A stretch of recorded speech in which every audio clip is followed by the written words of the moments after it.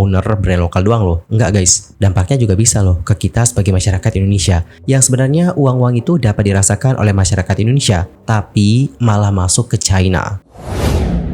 Hello everyone, I'm Mr. Kim and welcome back to my YouTube channel. Guys yang lagi nonton, gimana nih kabarnya hari ini? Apakah dalam kondisi yang baik saja? Well, aku harapkan seperti itu ya guys. Namun, kalau kalian seandainya lagi dalam kondisi yang sebaliknya nih, lagi nggak baik aja, jangan menyerah ya. Ayolah semangat. Fighting. Teman-teman, sebelum kita lanjut ke pembahasannya, di sini aku mau spill hair care yang aku pakai. Karena kemarin ada yang nanya nih, hair careku apa. Sekalian aku juga nge-affiliate sih. Jadi buat yang mau beli nih, jangan lupa pakai link aku ya guys. Kita mulai dulu nih dari shampoo-nya. Shampoo-nya pakai apa nih? Aku sendiri pakai ini, Natur yang aloe vera extract. Honestly pas awal-awal aku agak kurang tertarik sih sama shampoo-nya. Tapi setelah aku pakai, waduh, aku kayak nyesel guys. Kenapa ya baru aku nemu shampoo ini? Ini shampoo itu bisa memberikan nutrisi pada rambut dan juga menjaga kesuburan rambut sehingga rambut kalian tampak lebih sehat dan juga lebat.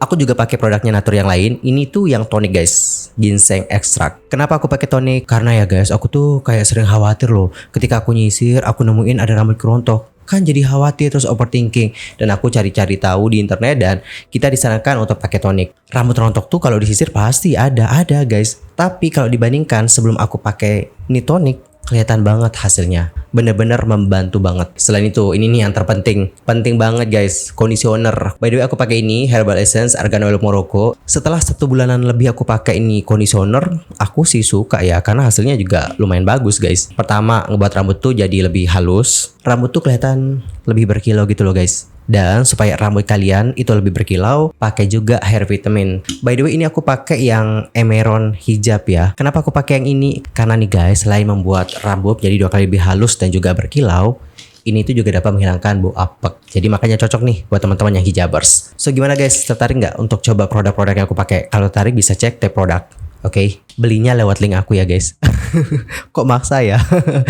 Alright everyone, cukup sekian aja ya untuk jalannya. Dan terima kasih banyak bosku atas waktu yang diberikan. Dan langsung aja yuk kita mulai ke topik pembahasan utamanya. Nah, dalam video kali ini kita bakal bahas nih tentang topik yang mungkin cukup berat ya. Jadi dalam video kali ini kita bakal bahas nih tentang industri skincare Indonesia yang seperti dijajah. Dan kondisi ini juga disebutkan kayak cukup darurat sih guys. Mengingat selama beberapa belakangan terakhir kita melihat beberapa brand skincare lokal itu ada yang tutup. Lantas bagaimanakah pembahasan selengkapnya? Yuk mari kita kulik bareng-bareng. Nah teman-teman, belum lama ini ada dosen skincare yang sudah mengangkat topik ini ke akun TikToknya. Industri kecantikan di Indonesia saat ini berada pada kondisi gawat darurat. Yang mana menurut aku video ini juga cukup bagus banget sih. Dan ini juga menjadi teguran buat kita, sekaligus menjadi pengingat buat kita bahwa masalah ini bukanlah masalah yang dapat kita anggap sepele. Jadi dalam video itu beliau ngebahas tentang beauty industri kita atau industri skincare Indonesia yang seperti dijajah. Lebih lanjut, beliau mengatakan bahwa industri kecantikan di Indonesia saat ini berada dalam kondisi yang gawat darurat. Dan setelahnya beliau juga menunjukkan data-data yang membandingkan brand-brand yang menguasai pasar skincare Indonesia dari tahun ke tahun. Di mana pada tahun 2022, 3 brand besar yang menguasai pasar Indonesia adalah brand lokal. Namun saat ini pada tahun 2024, nomor satunya itu diduduki oleh brand S dan nomor 3 diduduki oleh brand TO. Yang mana setahu dosen skincare, produk-produk tersebut diduga merupakan produk yang terafiliasi atau berasal dari negeri Cina. Selain itu, dosen skincare juga menunjukkan nih guys bagaimana dominasi dari brand-brand yang diduga dari Cina tersebut. Dimulai nih dari penjualan serum wajah, di mana ada brand S yang jauh memimpin dan nomor 2-nya adalah brand TO. Berikutnya untuk masker wajah, nomor satunya itu adalah brand B dan nomor kedua adalah brand TO. Sementara untuk yang skincare paketan nih guys, nomor satunya itu adalah brand G dan nomor 2-nya adalah brand TO. Dan guys, kalian tahu nggak apa yang mengejutkan? Dosen skincare itu mengatakan bahwa ini tuh baru sedikit dari kategori yang dosen skincare tunjukkan. Beliau lantas mengatakan nih bahwa kalian sebagai netizen itu juga bisa mencari sendiri kok bagaimana brand-brand dari Cina ini mendominasi pasar Indonesia. Sebagaimana beliau yakin bahwa kalian dapat menyadari bagaimana keberadaan dari brand-brand berikut yang diduga terafiliasi atau berasal dari Cina yang benar-benar ada di mana-mana. Setelahnya, beliau menegaskan nih kepada para penonton, nanti takutnya ada yang salah paham ya guys. Dosen skincare itu mengatakan bahwa dirinya itu sama sekali nggak nyuruh kalian sebagai konsumen untuk ngeboikot produk-produk yang diduga terafiliasi dari Cina ini. Nggak sama sekali. Dan beliau juga nggak nyalahin kok kalian yang pakai atau kalian yang mungkin di-endorse produk tersebut untuk mempromosikannya. Nggak sama sekali. Karena beliau juga mengakui bahwa dirinya juga sering merekomendasikan beberapa produk dari brand S yang menurut beliau memang bagus. Tujuan dosen skincare ngebuat video ini adalah nggak lain nih guys, untuk mengajak orang lain atau mengajak masyarakat Indonesia untuk dapat mempertimbangkan, mensupport atau memberikan dukungan terhadap brand-brand lokal. Karena menurut beliau, dampak dari dominasi produk Cina itu nggak main-main guys. Terlebih, seperti yang kita ketahui, banyak loh dari brand lokal yang sudah tutup. Yang mana menurut dosen skincare, tutupnya dari beberapa brand lokal ini, salah satu penyebabnya adalah dominasi dari produk-produk yang diduga terafiliasi dengan Cina. Selain itu, dosen skincare juga menegaskan nih bahwa dampaknya itu tidak hanya kepada owner brand lokal doang loh. Enggak guys, dampaknya juga bisa loh ke kita sebagai masyarakat Indonesia. Kenapa dapat seperti itu? Karena gini guys, dosen skincare mengatakan bahwa kebanyakan dari brand Cina itu ngebuat produk mereka di Cina. Artinya apa? Artinya adalah perputaran uangnya itu terjadi di Cina. Dan saat kita berbicara mengenai industri kosmetik, nilainya itu bukan lagi di puluhan miliar atau ratusan miliar guys, enggak, namun triliunan rupiah. Dosen skincare lantas mengatakan bahwa kita bisa membayangkan seberapa besar uang yang hilang dari dalam negeri, yang sebenarnya uang-uang itu dapat dirasakan oleh masyarakat Indonesia, tapi malah masuk ke China. Dosen skincare sekali lagi menegaskan nih guys bahwa dirinya itu nggak menyalahkan kalian yang memakai produk-produk yang diduga terafiliasi dengan Cina, karena beliau juga yakin nih bahwa kalian sebagai konsumen pasti maunya produk yang terjangkau. Namun sayangnya harga di Indonesia itu nggak akan pernah bisa ngalahin harga produksi di Cina. Yang mana ini pun lantas menjadi salah satu alasan dosen skincare ngejual produk miliknya dengan keuntungan yang seuprit, namun memiliki kandungan yang bagus nih guys, sehingga dapat bersaing dengan skincare dari China. Kemudian di bagian captionnya, dosen skincare juga kembali lagi nih memberikan disclaimer. Takut-takutnya nanti ada yang salah paham gitu ya kan. Di captionnya, dosen skincare menuliskan seperti ini guys. Shout out to SHPY yang sering bahas ini di live dan juga menyadarkan gue seberapa parahnya kondisi kita. Sekali lagi, gue sama sekali nggak ngeboikot ya, atau ngelarang kalian beli atau rekomen produk mereka ya. Tapi semoga video ini bisa mengajak kalian untuk lebih mensupport brand-brand lokal. Alright, jadi sepatutnya bagaimana statement dari dosen skincare. Dan teman-teman, apa yang dikatakan oleh dosen skincare tadi benar nih. Salah satunya adalah tentang tutupnya beberapa brand-brand lokal selama beberapa waktu terakhir. Yang pertama adalah Sika. Jadi guys, pada tanggal 30 September 2024 yang lalu, Sika itu mengumumkan langkah terakhirnya di industri kecantikan Indonesia. Dalam statementnya, mereka mengatakan, dengan berat hati kami harus mengumumkan bahwa perjalanan Sika akan berakhir. Ini bukanlah keputusan yang mudah. Dalam unggahan yang sama, Sika lantas mengumumkan bahwa seiring dengan rencana penutupan, pihaknya akan melakukan cuci gudang dengan membanting harga seluruh produk yang tersisa pada tanggal 1 sampai tanggal 15 Oktober 2024 yang lalu. Lanjut ke brand yang berikutnya adalah Nulab. Jadi guys, 3 bulan sebelum Sika ya, Nulab itu sudah lebih dahulu angkat kaki di industri kecantikan Indonesia. Mereka melakukannya pada tanggal 5 Juni 2024 yang lalu. Adapun untuk kabar ini diumumkan oleh pihak Nulab melalui sosial media resmi mereka guys. Dalam keterangannya, Nulab mengaku nih guys bahwa pihaknya itu harus pamit dari industri kecantikan Indonesia akibat nama merek yang ditolak untuk kedua kalinya oleh hak kekayaan intelektual. Berikutnya adalah Runa Beauty. Nah guys, untuk produk yang diketahui lahir pada tahun 2019 ini, itu telah mengakhiri perjalanan mereka dan periode mereka dimulai dari tanggal 12 Desember 2024 yang lalu. Sementara itu, di tahun 2023 yang lalu, atau tepatnya pada tanggal 15 Juni 2023, brand skincare lokal, yakni Inner True, itu juga mengakhiri perjalanan mereka nih guys. Adapun untuk brand yang didirikan sejak tahun 2019 ini, lantas langsung menjual seluruh sisa persediaan produk selama 1 bulan, yakni tanggal 16 Juni sampai tanggal 16 Juli 2023, dengan potongan harga hingga 70% guys.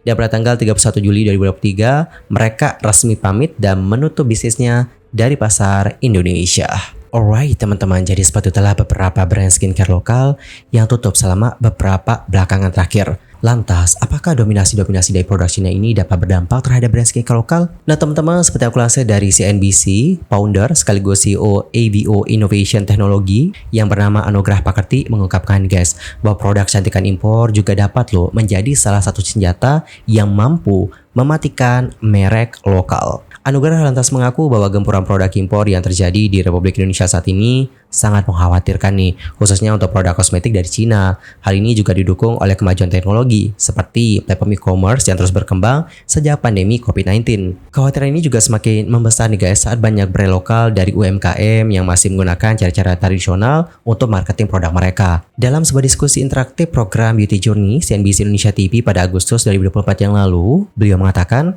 jika dibandingkan dengan 3 tahun lalu dalam periode transisi pandemi dan setelah pandemi, lompatan barang dari luar sangatlah signifikan. Ini menjadi tekanan dari brand lokal. Ini membuat resah semuanya.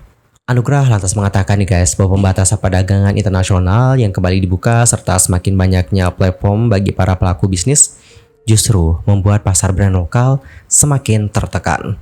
Anugrah lantas menjelaskan, terlebih pasar Indonesia kan besar. Kalau kita lihat transaksi tumbuh terus, kemudian dari digital platform yang mudah dilihat sudah menunjukkan adanya shifting. Dan melihat bagaimana kondisi ini, beliau menyebut bahwa pemerintah perlu nih menjalankan strategi khusus dan memberikan dukungan kuat agar produk-produk UMKM mampu memiliki daya saing yang kuat. Beliau lantas mengatakan, butuh urgensi pengambilan keputusan jangka pendek. Kami dari perwakilan brand, konteks di scope itu bukan perusahaan UMKM.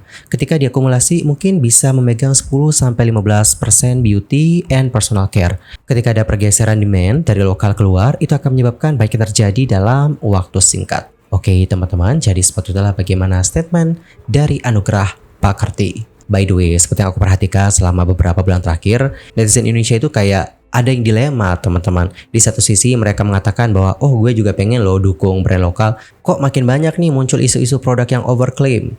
Jadi yang dapat aku simpulkan adalah selain masalah harga, isu-isu overclaim ini juga dapat mempengaruhi konsumen. Namun teman-teman tenang aja, meskipun beberapa bulan terakhir kita melihat ada brand skincare lokal yang overclaim, tapi nggak semua loh kayak gitu. Banyak banget kok guys brand-brand lokal masuk ke brand skincare lokal yang juga sesuai dengan klaimnya dan bagus banget. Ini contoh aja ya guys, misal ada Aposkin, terus Something, terus Above Board, lalu ada juga Hanasui, dan masih banyak lagi. Terus kalau kalian nyari yang murah terus bagus juga sebenarnya banyak sih. Jadi sebenarnya ya tergantung kita juga yang ngebeli sih guys. By the way teman-teman, perlu dicatat juga nggak semua produk impor itu sesuai klaim loh. Soalnya kemarin Doktip juga ngecek loh salah satu brand. Aduh aku takut ya nyebutinnya ya ntar gimana-gimana gitu.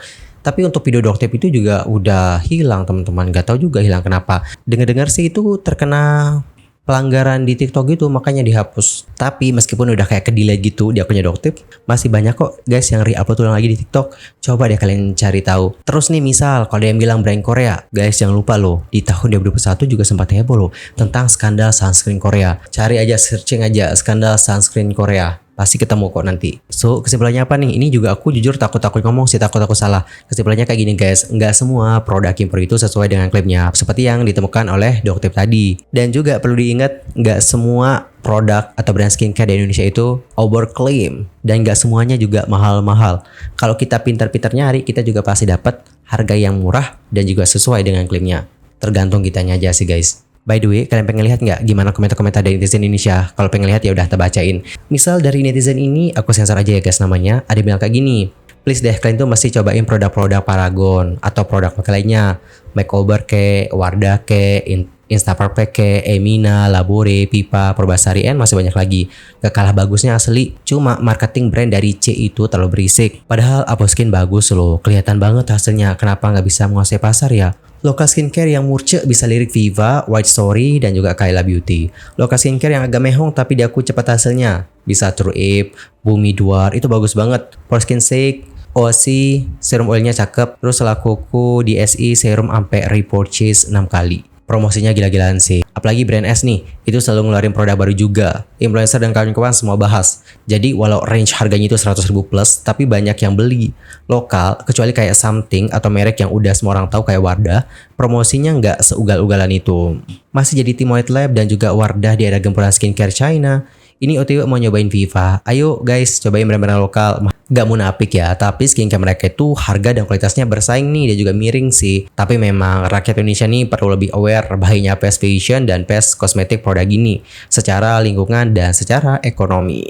Dari brand S ke Viva nggak ada bedanya ya, malah lebih murah jadi bisa lebih lengkap perawatannya asal rutin aja. Bisa yuk pakai produk lokal yang jelas kandungan dan BPOM aja, jangan yang abal-abal alias yang kebanyakan flexing itu. Banyak yang bilang brand lokal mahal. Lu nggak tau Viva, Hanasui, mereka tuh murce banget. Terus Wardah yang udah jelas halal, harganya bahkan lebih murah dari es.